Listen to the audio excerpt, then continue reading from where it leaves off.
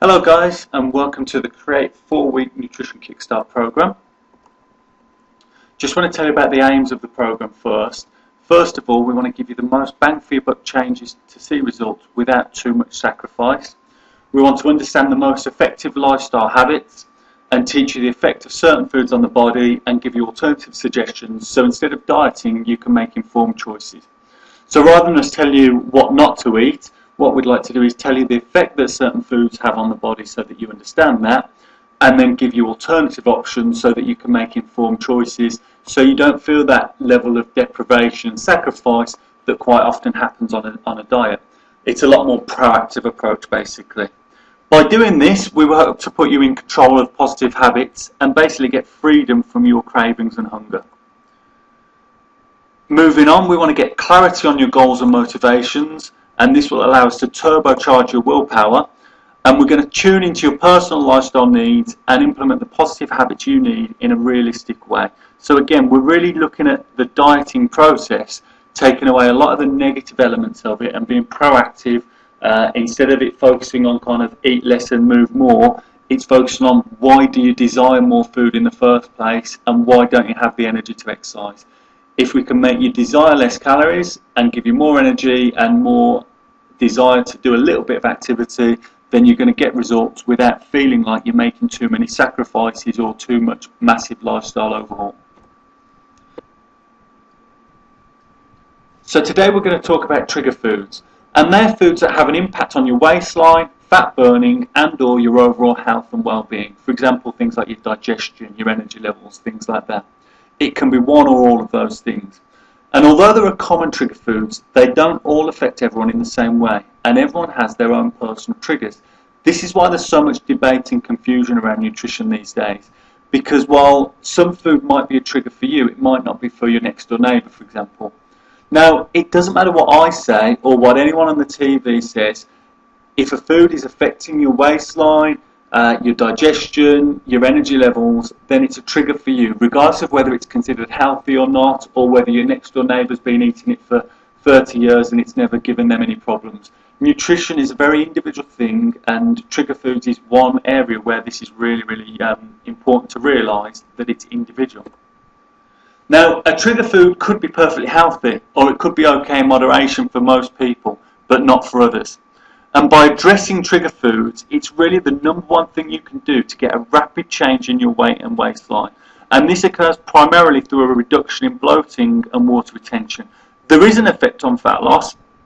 Removing trigger foods can enhance your fat loss, but when you see most quick fix, rapid kind of body transformation results, it's actually the water retention, the bloating that's affected, rather than actually loads and loads of fat loss. There's a limit to how much fat can be lost by the body in any given time, whereas it can actually shift quite a lot of water, and the inflammation in your waistline, which makes you look bloated, can actually go down very, very significantly in a very short space of time. Now, this isn't a bad thing, by the way, guys. This is a great thing. If you give me 2 weeks to help you lose an inch or two off the waistline, and we do so by purely addressing water retention and bloating, and we don't burn an ounce of fat, it doesn't matter. You're still going to look and feel the way you want it to feel. The only difference is there's only so much water you hold and there's only so much bloating. So once we've got rid of that, then we're going to rely on longer term fat burning to see the longer term results that you want. But the quickest way for a short term change is to really get rid of the trigger foods, tune into what foods are affecting your waistline and your digestion, and then you'll really notice those differences in a short space of time. So the effect of trigger foods, first of all, can be on the digestive system and or the immune system. It can be on water retention. It can block the fat burning process. It can stress the liver, and it can negatively impact the hormonal system. Again, different trigger foods can have an effect on any one or all of these things. We're going to focus primarily on the digestive effects and the water retention. So the number one digestive trigger would tend to be gluten. Now, gluten is a protein found in grains, especially wheat, rye and barley.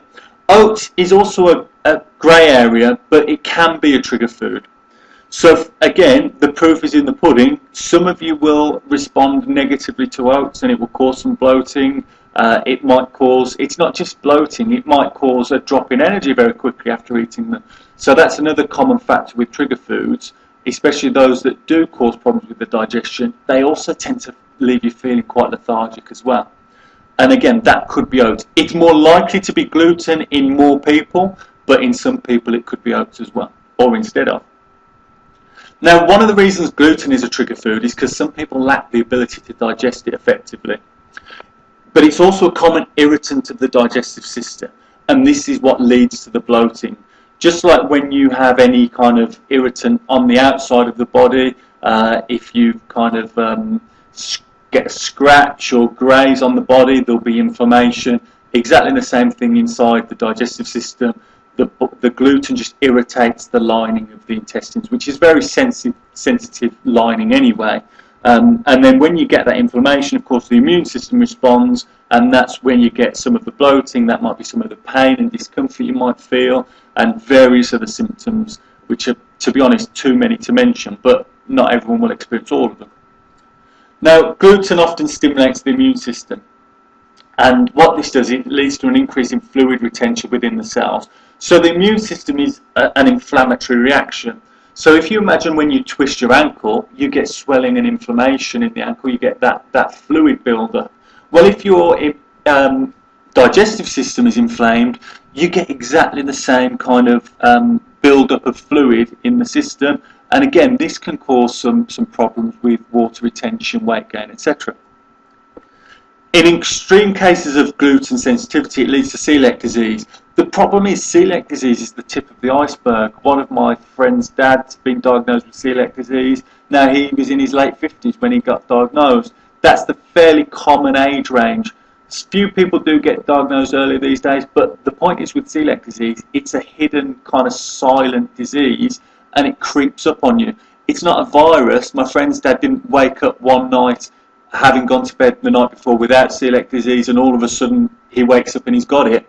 His digestive system just was steadily disintegrated really by the effect of gluten over a number of years, and really when he was diagnosed, that was just because he'd had the straw that's broken the camel's back, and he's gone and he's had the pain and the problems, and he's been diagnosed with celiac disease.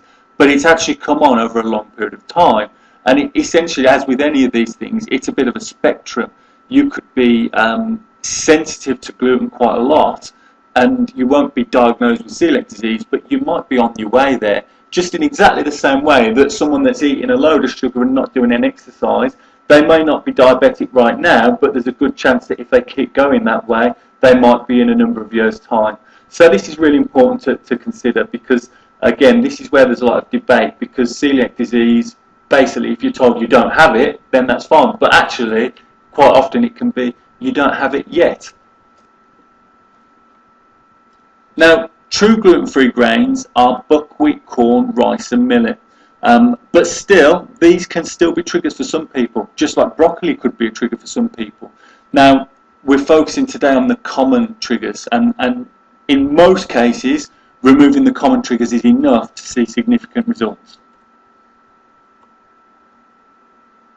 Now, there's lots of debate on gluten, but again, the only answer is to try for yourself. As I keep saying, the proof is in the pudding, or not, as the case may be. Okay, moving on. So the next trigger is dairy, and some people lack the enzymes to digest lactose, and dairy is also a common trigger of the immune system. Commonly, it triggers things like mucus production, as well as upset stomachs, and that can be some of the problems. But we also get bloating and digestive distress as well. With any food that you notice symptoms, there are also many unnoticed effects. So if you imagine you get a little bit of discomfort after you've had some dairy products, actually you've got to realise that that discomfort, that inflammation, that irritation is now going on everywhere in your body. Pretty much every cell in your body is going to be under stress because of the trigger food. Now, it's most commonly the milk proteins that cause the reactions, so the fats are often okay. So most of the time, the most common people are intolerant to the milk, but some might be okay with yogurt. Even more so might be okay with cream, and even more so might be okay with butter. But some people will be intolerant to all of them. So we've just got to, again, work out how you respond to certain things. Now, how we test that is we do an elimination diet, which I will talk to you about at the end. These are less common, but nightshades of potatoes, tomatoes, aubergine, cayenne and chili peppers and paprika. If you're worried about black pepper, that's okay, that's not a nightshade. Now, nightshades commonly stimulate the immune system, and this leads to an attack on the joints. So it's a common culprit in rheumatoid arthritis. And again, the end symptoms of this are just the tip of the iceberg. So if you feel you are sensitive to food you're eating and you're not sure what they are, and you avoid gluten and dairy and you're still not getting much improvement, then nightshades would probably be the next one to try. But if you suffer from joint pain, I would definitely suggest avoiding nightshades for at least 2 to 3 weeks and seeing if that improves the joint pain. So the common cause of any food intolerance is actually called leaky gut syndrome. And what happens is we get damage to the tight junctions of the intestines, which allows food to pass through before it's fully been digested. And then the immune system doesn't recognise the food, and each time the food gets into the system, the reaction gets stronger and stronger. So in the picture here, in the circled bit, you can see these tight junctions within the wall of the intestines, very, very tiny gaps between the two, just a thin line. And basically, if you eat chicken, for example, you digest it down until it's in the tiniest amino acid components, and that goes into the circulation, which is where you see that arrow there. Now you can see on 3 places here in this particular digestive tract, there are bigger gaps that have started to open up, and in the middle there you can see a larger chunk of food is actually getting through that gap into the circulation. So instead of the body having to recognise and do what it needs to with amino acids, it's now basically got a half digested bit of chicken that it needs to recognise, and because that's not supposed to be in the circulation in that format, the immune system responds to it and it attacks it, and again we get the bloating, the inflammation, the water retention, the fluid buildup. Now the immune system's really clever though, and it gets better and better at dealing with things. It recognises things earlier, and a lot of immune system cells are housed in the digestive system. So basically what happens here is, before that food gets even the slightest chance to get into the circulation, it gets attacked by the immune system straight away, and it never gets a chance. Now that protects your body, protects your circulatory system, but at the same time you're experiencing all the negative elements of having this immune system battle going on inside the digestive system. And again, this is where a lot of foods cause us to have bloating and all the other symptoms we're talking about, not because we are born to be intolerant to those foods, but just because over time, because we might have had leaky gut at one time, or we still have, our immune system has actually become really heightened to those foods and started to attack it. So leaky gut is often caused by constant exposure to foods. That increases the chances of us reacting to it, because as I said, the immune system learns. So the more the immune system is exposed to the same food over and over again, the more successful it actually attacks the food, and essentially the worse the symptoms are when you eat those foods. As with anything, the symptoms of a health problem like a cold, the symptoms aren't the problem of the cold, the symptoms are just the body's response to it, and this is exactly the same with the bloating. Now the most common foods we're sensitive to are gluten and dairy. And there's a reason for this. So what are the foods that we're first introduced to as babies? Often it tends to be milk, obviously mother's milk, but then we move on to formula milk, and then rusks, which is very much wheat based. So as a baby, I'll go back one there, as a baby our digestive system is very, very sensitive and very fragile. So we're often introduced to these foods at a time when the immune system and digestive system isn't very strong, and therefore it starts to learn to respond to these foods adversely at a very early stage, and that's one of the reasons that we're commonly intolerant and sensitive to those foods in particular. Now the other thing with this is, what foods do we often eat in conjunction with others? So for example, gluten or bread, wheat, bread, we tend to have bread, eggs on toast, beans on toast, sandwiches. Now what happens then is we get this immune reaction to the bread, but the immune system's also recognising the chicken that was in your chicken sandwich, for example, and it starts to learn to be intolerant and to be sensitive to the chicken. Now, this sounds quite extreme. This is happening on a very, very subtle level, guys. So, you know, this isn't anything that's going to cause severe health problems. Okay, in some people, allergies and sensitivities do, but for most of us, this is very, very subtle things. But I'm just trying to give you a heads up as to why certain foods can cause bloating and problems. So water retention. Now, high sodium foods tend to have the biggest impact on water retention, and the effect is often more pronounced when we're dehydrated. So let's think about your night out on the town. You go out, you have a few drinks, you probably get a little bit dehydrated, and either while you're out or when you get home, you might tend to go for a quick high sodium snack. Fast foods, obviously really, really high in salt. So that's a double whammy of the sodium plus the dehydration. So what happens when we, apologies, have to go back. So what happens after a night out when we jump on the scales? We often put on 2 or 3 pounds. Now, this is not fat gain. We don't gain a lot of fat from having a few drinks and a night out. You'd have to consume 3,500 calories to gain 1 pound of fat. The weight we're seeing is the water retention, quite often from this double whammy effect we're talking about. Now, the other thing with water retention is processed foods. So we're talking about kind of eliminating and going to a more whole food diet. By taking out processed foods, you'll be reducing your kind of levels of sodium, and that can help. So another trigger food is alcohol. Now, not everybody responds negatively to alcohol, but one thing alcohol does is it blocks fat burning. Now, the reason it does that is it converts to something called acetate. Now, acetate is always burned for energy before stored fat is. So essentially what this means is when we drink alcohol and we produce more acetate, the fat burning process basically gets shut down while your body burns off these alcohol calories. So sitting down right now, your body's main choice of fuel will be your fat stores, not carbohydrates, your fat stores. If you've had a few drinks, then that fat burning actually shuts off because you're burning off that alcohol. Now, some people burn off the alcohol very quickly, other people take longer, and that's why different people are affected differently by alcohol. Now, the second one is carbohydrates, which I'm not going to talk about too much because that's a whole seminar of its own right, which will be in a few weeks' time. But too many of the wrong type of carbohydrates increase fat storage hormones and reduce the fat-burning hormone activity.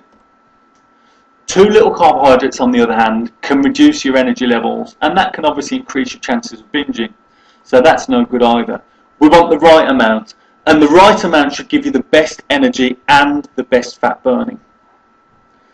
But as I said, that's another topic for another day. So there are other potential triggers, caffeine, soya, but I'm going to talk about those as we go along, and I'll probably talk about those more in the emails that I send out to you guys. So how do we eliminate these trigger foods? First of all, we need to have a baseline assessment of your health and vitality. So I've sent you an assessment form via email, and it will also be on the Facebook page as well. You can download that. So you need to fill that in first. Once you've done that, you'll have a baseline for what your health and digestive system and everything else is at currently. Then you will eliminate the common triggers that you feel may be affecting you. Eliminate all of the common triggers, the dairy, the gluten, and then any that you feel you may be affected by. So if there's any food you feel causes a bit of an adverse reaction in you, then eliminate that as well for 30 days. This is really important though, guys. The key to elimination is to actively plan your meals that don't include these triggers rather than just passively avoiding them. You need to be proactive to prevent that deprivation feeling. So rather than just waking up thinking, I'm not going to have gluten or dairy today, you need to be planning and knowing exactly what you are going to eat, because otherwise there will more likely come a time when you might come unstuck and you're really tempted to just have a sandwich or whatever it is. So if leaky gut's the problem, you may need to do a digestive repair program, but that's quite comprehensive. It works really well, but we can talk about that another time, and that's on an individual basis really. Then after 30 days, we retake the baseline assessment, which gives us a new baseline. Hopefully, things will have improved. if they haven't improved, you might have to look at other foods. You might have to look at nightshades. You might have to look at something like eggs, which is something that we tend to eat every single day, which might be more of a problem with leaky gut and things like that. Now, if you have improved and you're feeling really good, then you want to start to reintroduce them. Now, some of the foods that you've cut out will probably have been causing you problems. And to be honest, if you're happy with that and you don't really miss them very much, just carry on. That's not a problem at all. If there are any that you've really missed, so if you have taken out alcohol, or if you have taken out caffeine, or you do eliminate the nightshades, and for example taking out tomatoes has been a real pain, then start with bringing in just one of the foods that you've missed the most. Give it about 2 or 3 days to gauge the response, and then do it again. After about 2 or 3 isolated days, so in other words, you might do it on Monday, then you might do it again on Thursday, then you might do it again on Sunday, and that will give you an idea. If you don't feel any worse from introducing that food, then it's probably okay for you right now, and you can reintroduce it into the diet. However, if you reintroduce that food a few times and you do notice a negative response, then that's a definite sign that you're sensitive to that food. Now, that might be just for the time being. It might be that you've still got a little bit of leaky gut problem, stuff like that, and when we eliminate it for a little bit longer, you might be able to reintroduce it. So I would probably then give it about 3 months in that case, and then do the same thing. But if you try and reintroduce, say, tomatoes and not milk, and you find that you still react negatively to tomatoes, then take those back out again. Give yourself 3 or 4 days to feel better again, but then try and reintroduce milk. It doesn't mean that that's going to be a problem. You can take a food sensitivity test if you like, but be warned, the effective ones are quite pricey. But if you're interested, drop me an email. We can have a chat about that. Okay, that's the end of the seminar, guys. So hope you enjoyed it, and I will see you next time. Check out the emails and get involved in the Facebook group in between, and I hope that was useful for you. Any questions, just drop me a line, and I'll see you next time.